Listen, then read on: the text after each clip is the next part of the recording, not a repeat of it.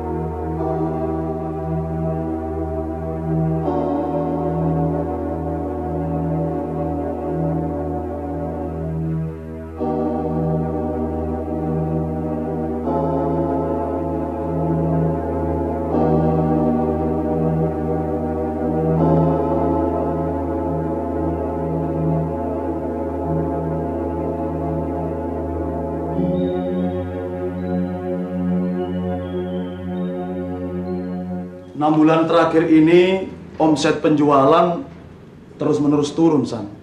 Kadang saya malah jadi blong. Jual beli mobil gelap atau jadi bandar judi kan beres. Pikiranmu itu memang benar-benar gelap, San. Tetapi idemu boleh juga. Nanti sore aku kesini lagi. Ya? Pak, rasanya pengen mati saja. Mahku kumat lagi. Kan bisa ke dokter, atau nanti sore bisa aku antar ke Eyang Sukro. Ah, ke dokter, ke dukun, ke dokter, ke dukun. Bosan aku. Sudah 5 tahun lebih. Tidak ada perubahan. Namanya juga usaha, Ma. Oh ya, Pak.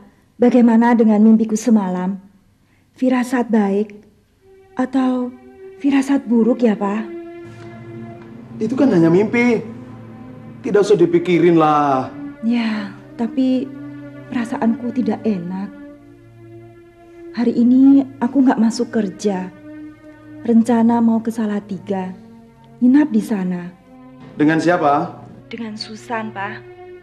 Sekarang sedang dijemput sama Pak No. Ya, terserah Mama lah.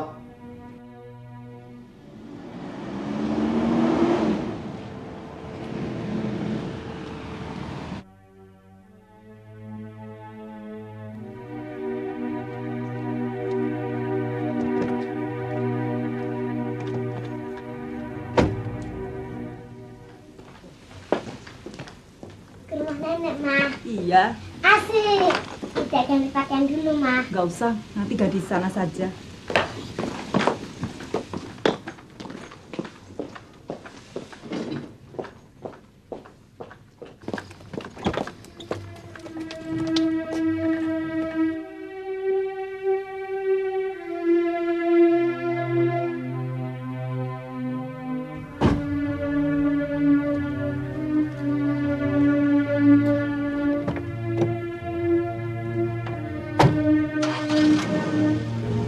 San, letakkan ini di kamar tengah ya. Jaga rumah baik-baik ya. Iya, Bu.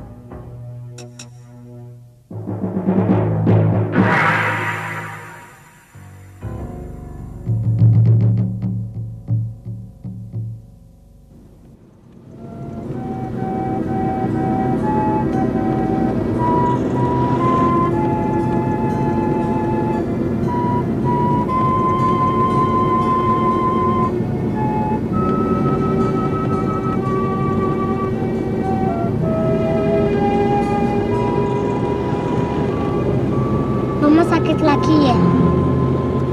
Sekarang sudah agak sembuh. Kata teman Susan, kalau kita sakit disuruh berdoa, Ma. Siapa nama temanmu itu? Kita Agani, Ma. Ma, dalam waktu sakit itu gimana tuh, Ma? Nanti tanya nenek atau tante Maya saja ya.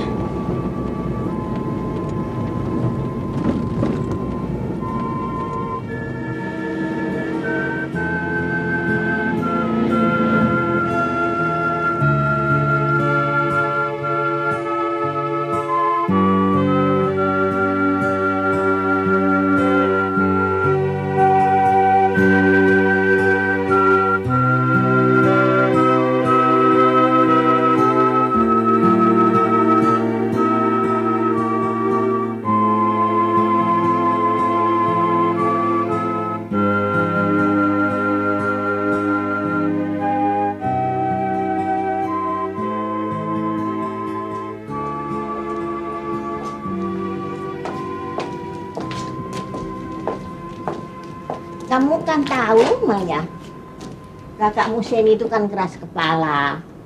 Tapi kalau ibu yang bicara, Kak Siani pasti mau dengar, Bu. Ya memang, saya harap juga begitu. Sebelum ibu dipanggil Tuhan, kakakmu Seni itu sudah mau percaya. Bu Maya pergi dulu. Nanti kalau Kak Siani datang, tolong suruh telepon Maya ya, Bu. Ya, ya. Permisi, Bu. Mari, hati-hati ya, Indro. Ya.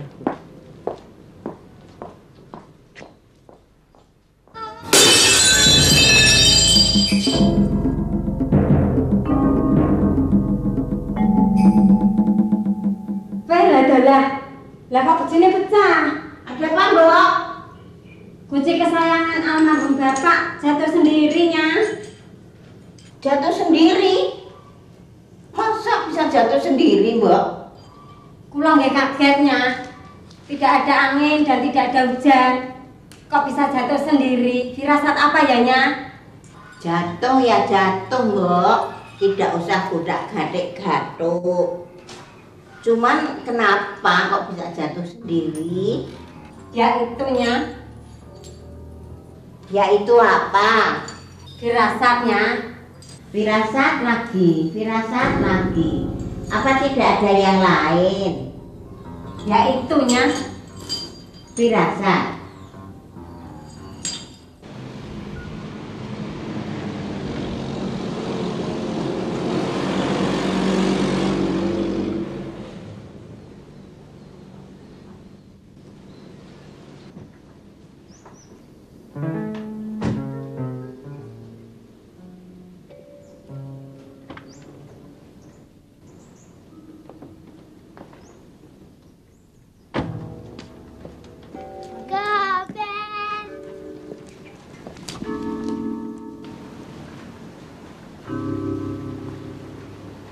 Mbok Nak, percaya sama Tuhan. Jangan percaya tahayul begituan. Nyonya ini kalau dikasih tahu kok nggak percaya. Kalau sesuatu ini jatuh sendiri. Apalagi ini benda kesayangan orang yang sudah matinya. Ini pertanda firasat buruk. Firasat lagi. Percaya pada Tuhan, Mbok. Jangan percaya tahayul begitu. Si Mbok benar, Bu. Seni. Ada firasat, Bu. Sama siapa? Dengan Susan, Bu. Selamat siang, Nak Seni. Selamat siang, Mbok. Mana cucuku? Tuh sedang di luar, sedang main dengan si Gober.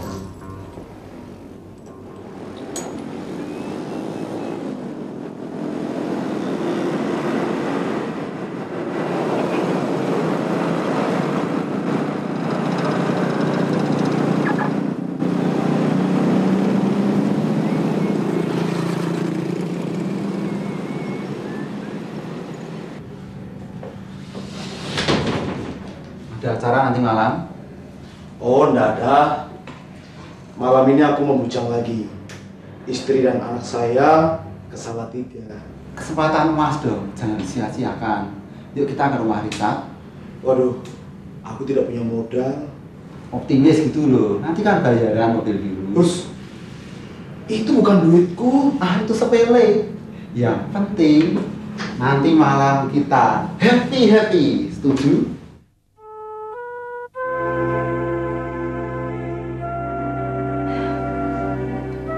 Tiap kali aku memikirkan penyakitku ini, Bu, rasanya aku pengen mati saja. Kamu sudah ke dokter lagi, Seni? Sudah, Bu. Malah saya ketemu dengan dokter yang aneh.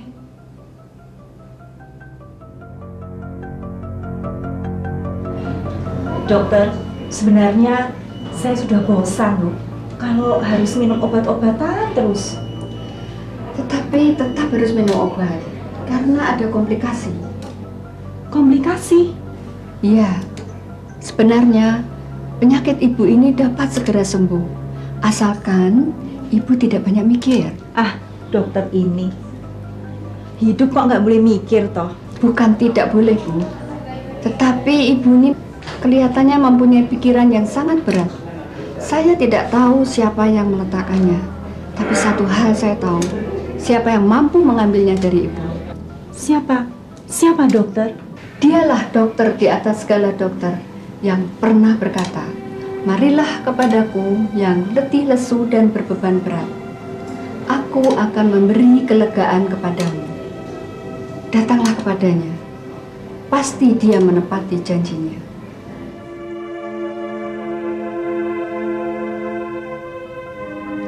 Aneh dia. Dokter itu memang benar, Seni.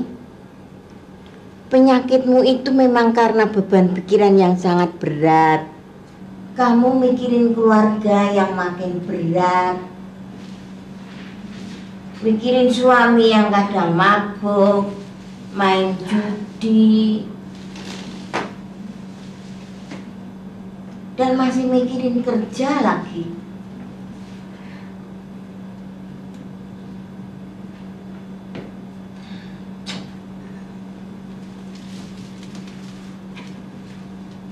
Sini, kamu betul-betul pengen sembuh.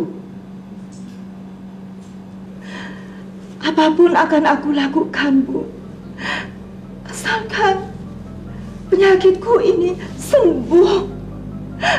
Aku takut mati, Bu. Sini, jangan cari kesana kemari, karena tidak ada jalan lain yang bisa menolong kamu.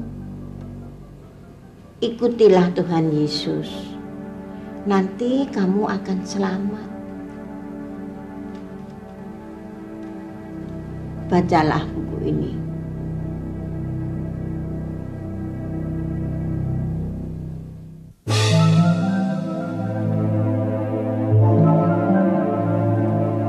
Ada apa sini?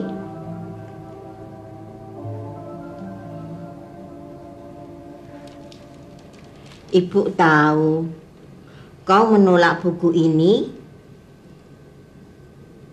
Memang dalam keluarga kita tidak mengenal buku ini. Apalagi isinya. Melalui adikmu Maya dan suaminya, ibu menerima buku ini. Dan peristiwa itulah yang dapat mengubah hidup ibu ini 1 tahun yang lalu.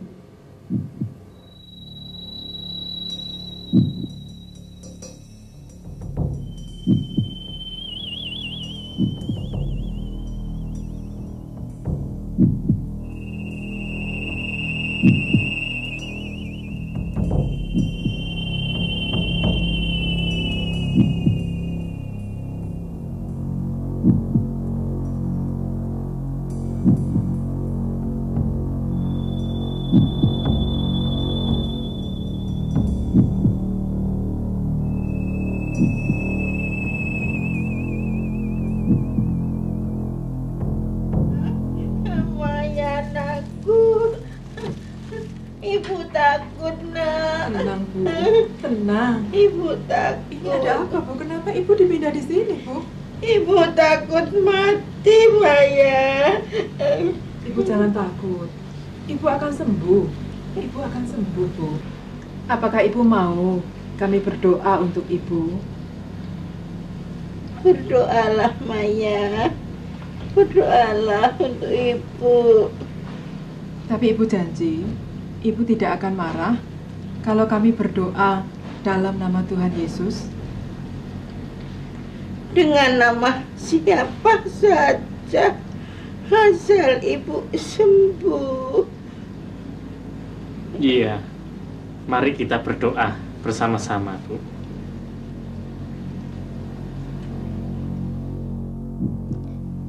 Itulah pertama kalinya Ibu mau didoakan dengan nama Yesus.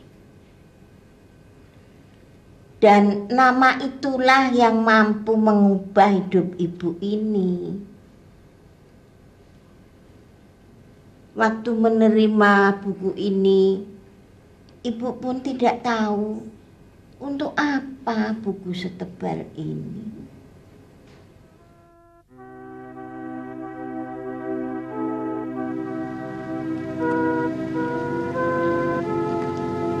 Buku ini tepat sekali untuk Ibu. Buku ini mengkisahkan kehidupan manusia, termasuk kehidupan Ibu juga. Hidupku? Iya. Maksudmu? Begini, Bu. Kan ada satu pertanyaan penting dalam hidup ini. Mengapa dalam dunia ini banyak kesusahan, kesengsaraan, penderitaan, ada juga sakit penyakit, dan manusia harus menghadapi kematian? Mengapa, Bu? Jawabnya terdapat dalam buku ini, Bu. Ibu bisa baca dalam kitab Roma 3 ayat 23. Roma? Iya. Ibu belum pernah membaca. Sini Maya bantu, Bu.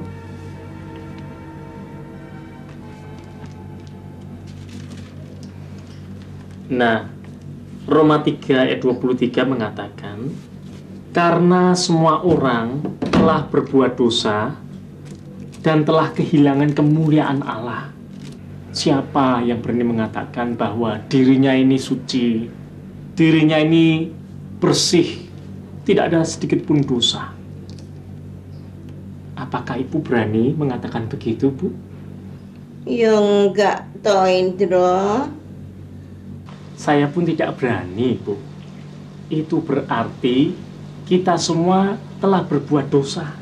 Dan akibat dosa, Roma 6 ayat 23 mengatakan di sana, upah dosa itu maut. Maut itu kematian yang kekal. Inilah, Bu, yang membuat kita menjadi cemas dan takut.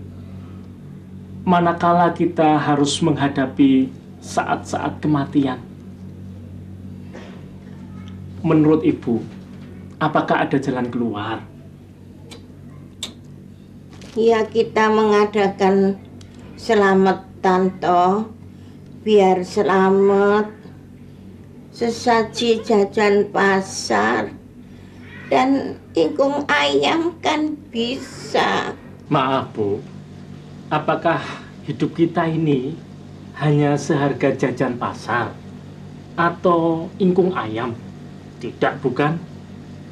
Bahkan korban binatang apapun tidak bisa menebus nyawa kita.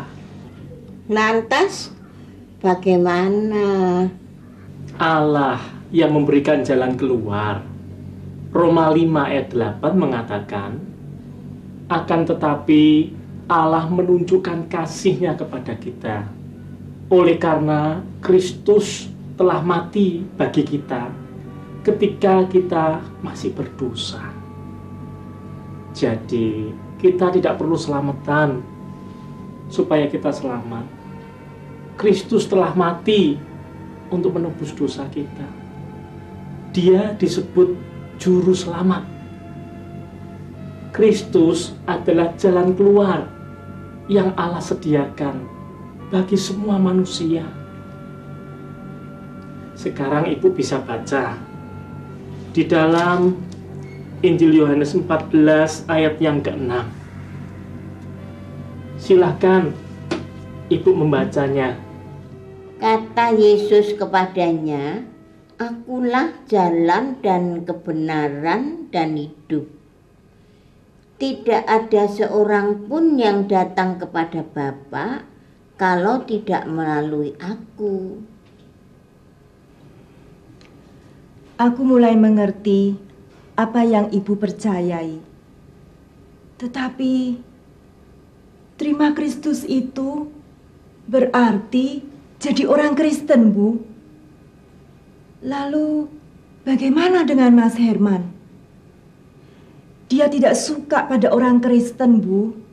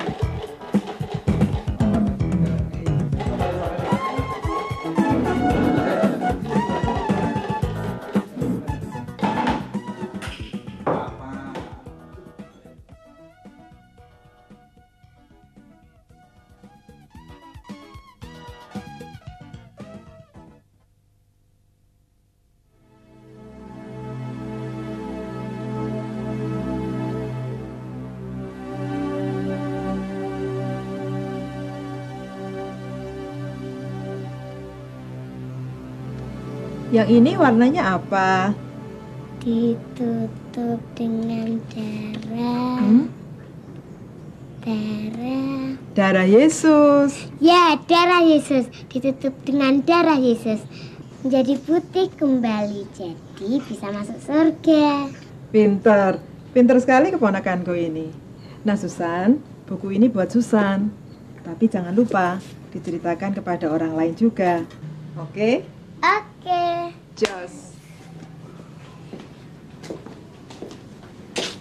Dengan penyakit jantung Ibu ini, kematian bisa datang kapan saja. Jangan berkata begitu, Bu. Jangan cemas ini. Kalau Tuhan memanggil Ibu, Ibu sudah siap. Karena Ibu tahu kemana Ibu akan pergi. Ke rumah Bapak di surga. Tapi bagaimana dengan kamu dan keluargamu, Seni? Itu yang Ibu cemaskan. Doakan ya, Bu.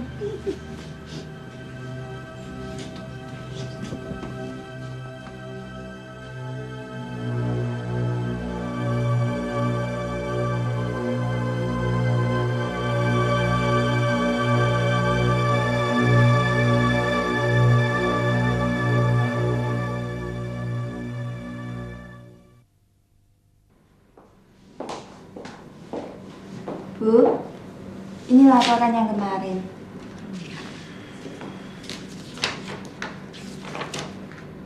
Ya.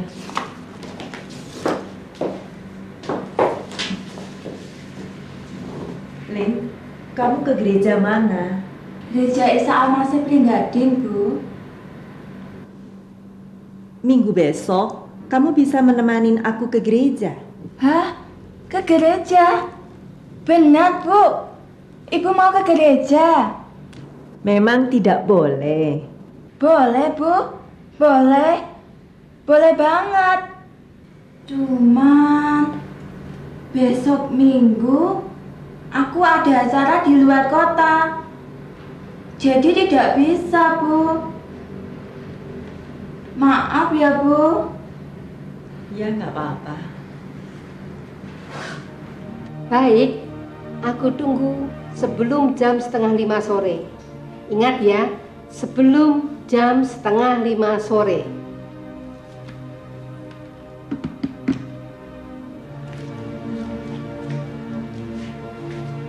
Pak, Jenny ngajak ke gereja. Jenny? Jenny isinya Herman? Iya.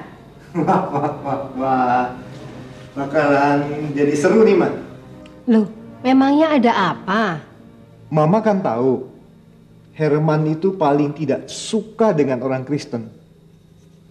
Dan beberapa kali aku mengajaknya ke gereja. Lantas? Ya ditolaknya mentah-mentah. Karena menurut dia, orang Kristen itu sok suci, munafik. Karena dia beberapa kali tersandung dengan orang Kristen. Selain itu, pasti ada alasan lainnya, Pak. Menurutnya, jadi orang Kristen itu tidak enak. Tidak bebas katanya. Tidak boleh begini, tidak boleh begitu. Dan yang berat bagi dia adalah dia tidak boleh judi dan mabuk. Itu yang membuatnya berat untuk dia, mah. Dan menurutnya, kalau orang masuk gereja itu akan menjauhkan dirinya dari hoki dan keberuntungan. Loh, apa bukan kebiasaannya berjudi itu yang menjauhkan dirinya dari hoki dan keberuntungan? Ya, itulah Herman. Dan dia pernah bersumpah akan mengutuk siapa saja dari keluarganya yang menginjakan kakinya di gereja. Wah. Herman.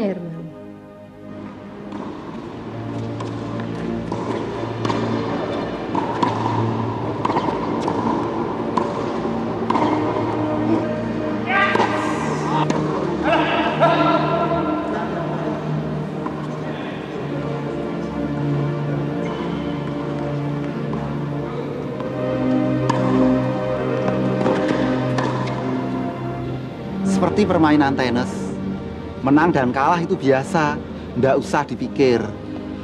Kok seperti mikir negara, ngapain? Menurut ramalan bintang, ini merupakan hari-hari keberuntunganku. Tapi nyatanya buntung, sial melulu. Loh, begitu saja kok loyo? Heran, hari-hari ini kok saya sial terus. Ada ide?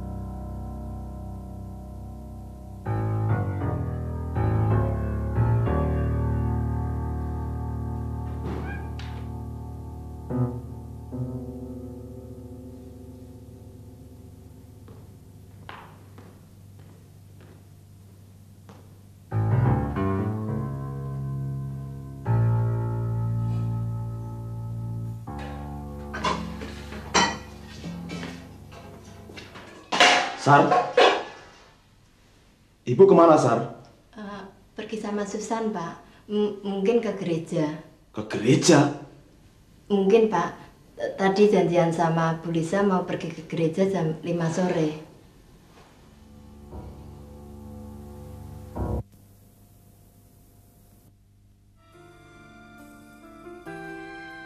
Saat ku ayunkan langkahku, ku tersesat dalam gelap tanpa arah, dan ku berseru penuh rindu, adakah yang pedulikan aku? Tiada jalan lain yang ku temui, tiada jalan lain yang ku dapati selain Yesus Kristus, penolong yang setia. Sungguh tiada jalan lain.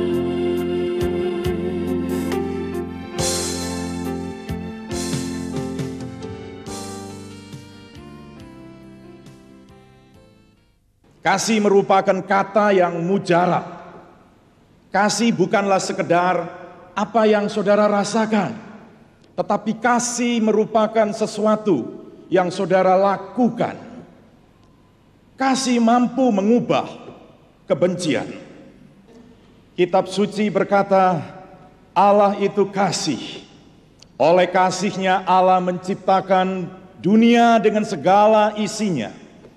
Allah juga menciptakan bumi lengkap dengan isinya untuk kesejahteraan manusia. Ya, kebutuhan manusia dipenuhi oleh Allah sendiri. Namun manusia tidak tahu berterima kasih. Semestinya manusia menyembah Allah, tetapi manusia menyembah berhala buatan manusia sendiri. Allah menciptakan manusia, memberikannya, tetapi manusia tidak menyambutnya dengan baik. Manusia tidak mengasihi sesamanya.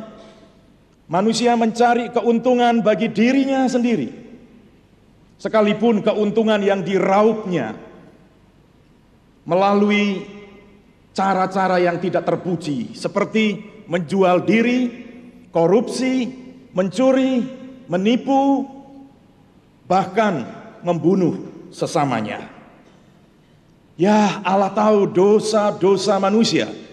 Allah tahu akibat dosa-dosa manusia. Upah dosa maut, yaitu hukuman kekal di neraka. Allah yang kasih tetap mengasihi saudara-saudara, tetapi Allah membenci dosa-dosa saudara. Kitab suci berkata, karena demikian besar kasih Allah akan dunia ini, sehingga dikaruniakannya anaknya yang tunggal, supaya siapa yang percaya kepada Dia tidak binasa, melainkan beroleh hidup yang kekal. Anaknya, yaitu Yesus Kristus, telah berkorban, mati di salib, agar darahnya menyucikan dosa dan kejahatan saudara. Kini yang saudara perlu lakukan, percaya dan terimalah Yesus yang telah bangkit dari kematian sebagai Tuhan dan Juru Selamat saudara pribadi. Bukalah hati dan terimalah kasih Allah. Biarkan kebencian itu pergi. Saudara akan dimampukan untuk mengasihi Allah dengan segenap hati, dan dengan segenap jiwa, dan dengan segenap akal budi, dan mengasihi sesama manusia seperti mengasihi diri sendiri.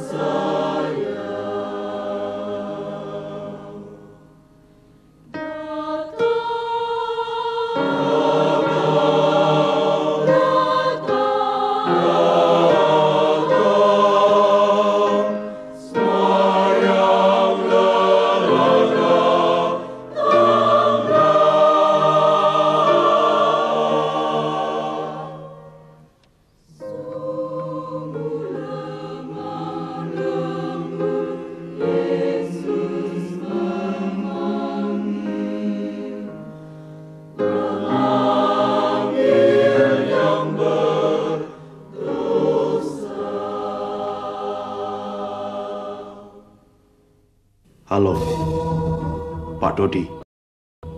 Saya sedang mencari Seni. Katanya sedang pergi dengan istrimu. Pak Dodi, kalau selama ini Bapak gagal membujuk saya, kuperingatkan sekali lagi. Jangan coba-coba membujuk dan mempengaruhi istri dan anak saya. Kami sudah punya Tuhan sendiri. Itu saja yang perlu Bapak pahami. Halo? Halo? Halo? Dari siapa, Pak? Dari Herman. Dari suamiku. Apa dia tahu kalau aku pergi ke gereja? Kelihatannya dia marah sekali. Wah, gawat nih. Aku harus pamit dulu, Pak Dodi. Ayo, Susan, kita pulang. Elis. Tenang, Sian, tenang. Kok seperti kebakaran jenggot? Kita berdoa dulu ya. Minta pertolongan Tuhan.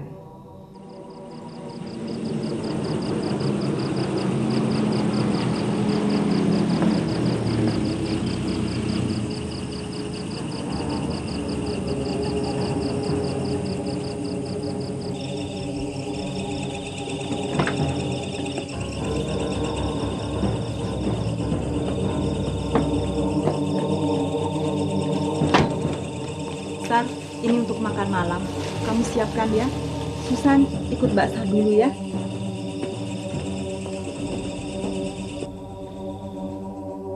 Dari mana?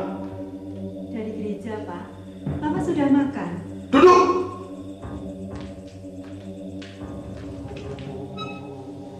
Aku tidak suka punya istri Kristen. Gara-gara kau ke gereja, semuanya jadi sial, tahu? Papa jangan berkata begitu. Aku kan hanya ke gereja. Untuk apa ke gereja? Cari penyakit. Kita kan sudah punya kepercayaan sendiri. Pokoknya di rumah ini tidak ada seorang pun yang boleh menginjakkan kakinya di gereja. Titik. Pak, aku punya buku yang bagus, Pak. Buku yang bisa cerita sendiri.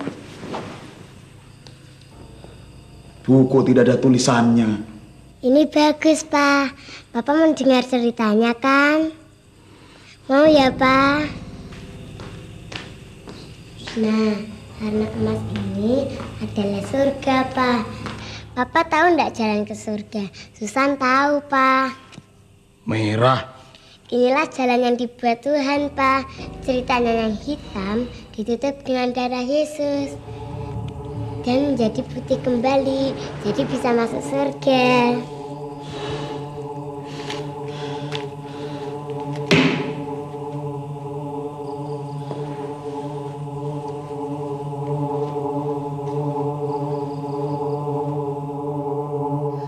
Jenny, apa-apaan kamu ini?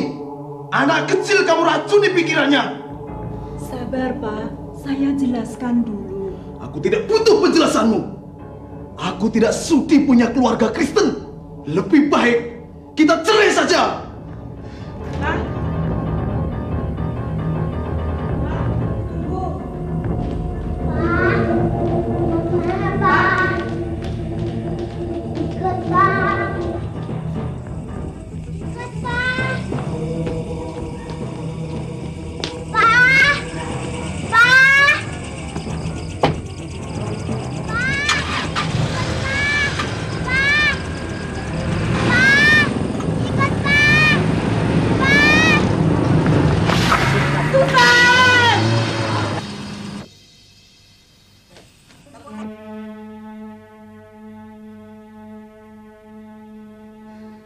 Susan, maafkan Papa, Susan.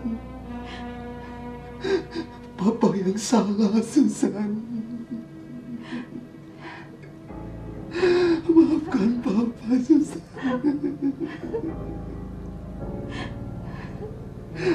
Susan.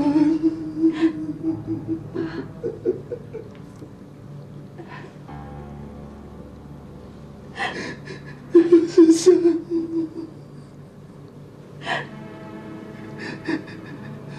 Ampuni Tuhan segala dosa kami.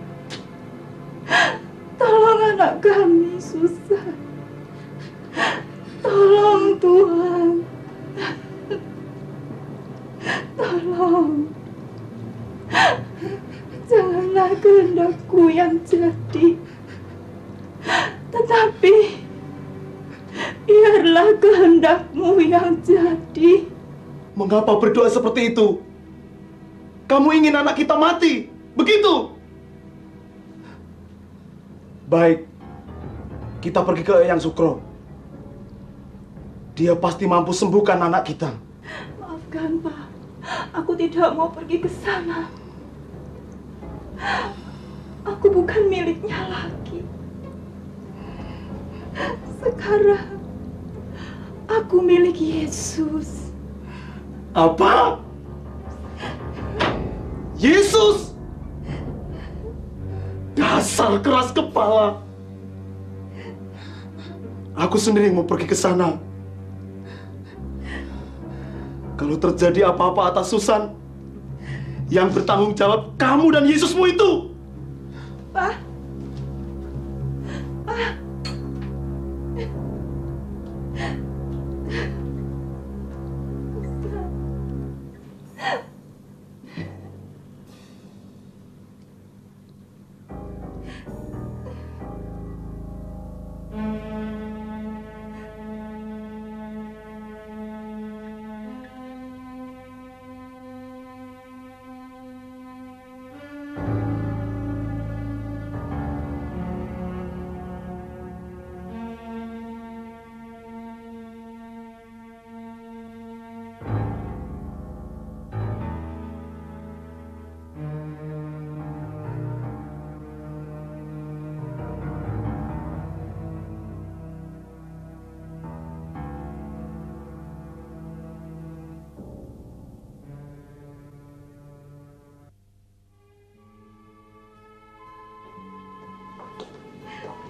Bu, Susan, Bu.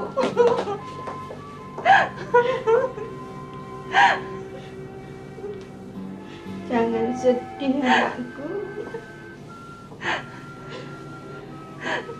Tuhan pasti menolong kamu. Aku percaya, Bu. Tuhan pasti akan menolongku. Ya Tuhan, Engkau telah menjamah anakku. Susan, Selamatkan cucuku, Tuhan.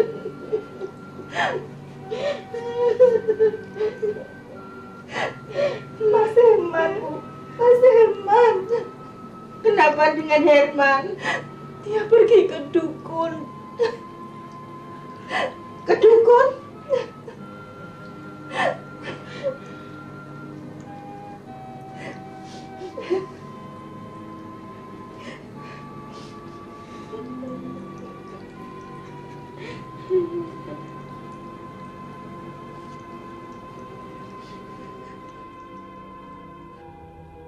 Papa tahu nggak jalan ke surga?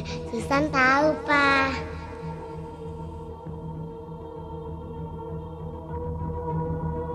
Merah.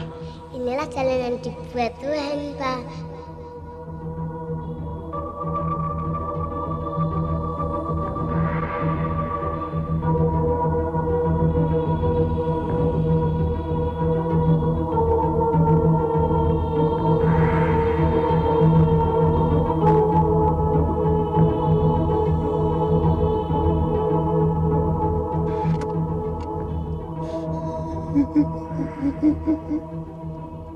Susan.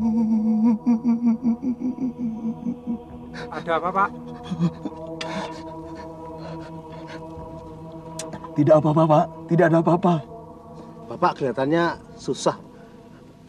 Apa Bapak mau ke rumah Pak Sukro? Iya, Eyang Sukro. Kami tetangganya, Pak. Pak Sukro sedang kesusahan. Cucunya mati. Cucunya mati? Apa Eyang tidak bisa menolong cucunya? Mana bisa Pak Sukro menolong, Pak. Cucunya ketabrak mobil. Sudah 3 hari sakit koma. Kemarin sore mati. Ini mau dikubur, Pak. Kalau Bapak sedang susah ya jangan ke sana, Pak. Nanti malah nyusah-nyusahin Pak Sukro. Wong sedang susah kok minta tolong sama wong susah. Kan jadi susah kabeh, Pak. Anu, Pak, minta tolong pada Tuhan Yesus. Yesus? Iya, karena hanya Tuhan Yesus yang dapat menolong wong susah, Pak. Permisi, Pak.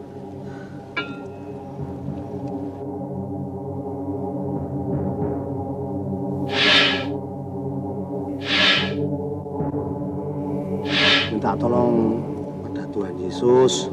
Apa yang kita putuskan sekarang akan menentukan apa yang akan kita dapatkan di kemudian hari. Untung atau rugi. Dan di dalam berjudi pun, apa yang kamu pasang sekarang akan menentukan di kemudian hari. Menang atau kalah. Demikian pula di dalam keputusan kita menerima atau menolak Yesus. Itu akan menentukan nasib kita kemudian. Hidup atau mati. Camkan itu. Pak tahu nggak jalan ke surga? Susan tahu, Pak.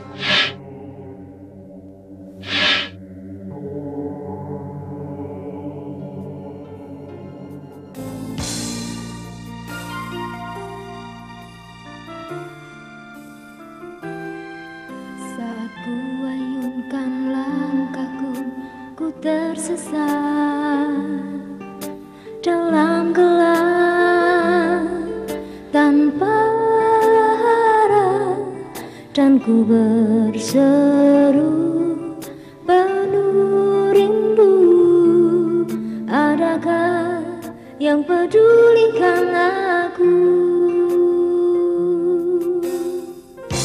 Tiada jalan lain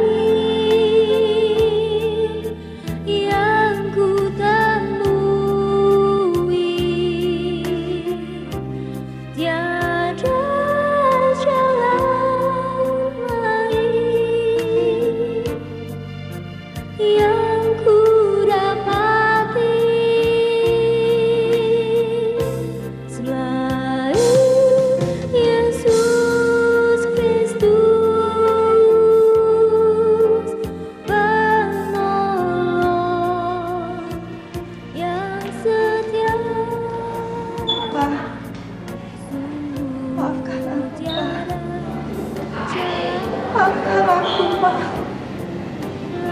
Mama tidak bersalah.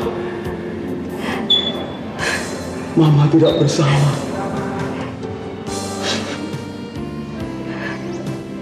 Anakku, Pak. Sekarang Mama boleh bawa Susan ke gereja. Pak. Aku juga. Pak.